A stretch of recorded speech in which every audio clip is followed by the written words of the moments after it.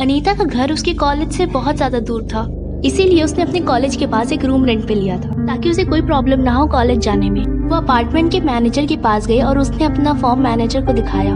अनीता ने apartment rent पे लिया था बिना किसी रूममेट के, क्योंकि उसे लगता था कि रूममेट्स बहुत ज्यादा इरिटेटिंग होते हैं और फिर वो अपनी पढ़ाई भी सही से नहीं कर पाएगी।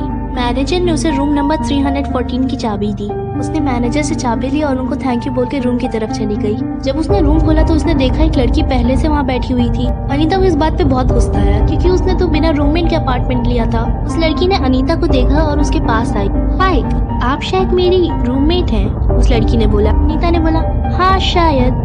तब उस लड़की ने बोला आप बहुत थकी हुई लग रही हैं, रुकिए मैं आपके लिए जूस लेकर आती हूँ। वो लड़की किचन में गई और वहाँ से ऑरेंज जूस लेकर आई अनीता के लिए। अनीता को वो लड़की अच्छी लग रही थी, क्योंकि वो बहुत अच्छे से बात भी कर रही थी और उसे जूस भी ला के दिया था उसने। लड़की बैठी और उसने बोला हाय, मेरा नाम प्रिया है। अनीता ने बोला हाय, मेरा नाम अनीता है और मुझे तुमसे मिलके बहुत अच्छा लगा। वो दोनों बैठ के बातें करने लगे। एक हफ्ता बीत गया।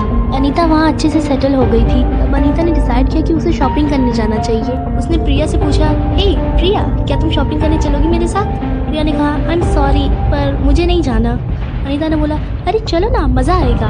फिर प्रिया ने बोला आई एम सॉरी, पर मैं बाहर नहीं निकलती हूँ, मुझे अच्छा नहीं लगता। अनीता को ये बात थोड़ी सी अजीब लगी। ऐसे ही वो अपना कॉलेज खत्म करने तक वहीं रुकी। उसने आज तक प्रिया को घर से बाहर निकलते हुए नहीं देखा था। टाइम आ गया था कि अनीता अपने घर वापस जाए, क्योंकि उसने अपना कॉलेज खत्म कर लिया था। उसने अपना सामान पैक किया क्योंकि उसे कल ही जाना था। फिर वो सोने चली गई। वो सुबह उठी तो उसने देखा प्रिया कहीं नहीं नजर आ रही थी। उसे लगा कि वो भी अपने घर चली गई होगी। नीचे गई मैनेजर के पास उनको चाबी देने। तब उसने उनसे पूछा कि क्या आपने प्रिया को देखा है? मैनेजर ने बोला कौन? अनीता ने बोला जो मेरे साथ रहती थी, मेरी रूम में, आपको याद नहीं? तब मैनेजर ने बोला आई एम सॉरी मैम, पर आपने कहा था कि आपको रूममेट नहीं चाहिए, इसलिए हमने आपको अकेले रूम रेंट पे दिया था।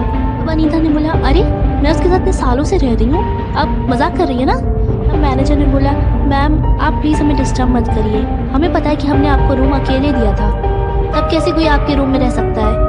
ये बात सुन के अनीता बहुत ज़्यादा शॉक में आ गई। उसने सोचा मैं इतने सालों से प्रिया के साथ रह रही हूँ और वो कभी थी ही नहीं। अनीता को कुछ समझ नहीं आ रहा था, इसलिए वो अपना सामान लेके घर चली गई।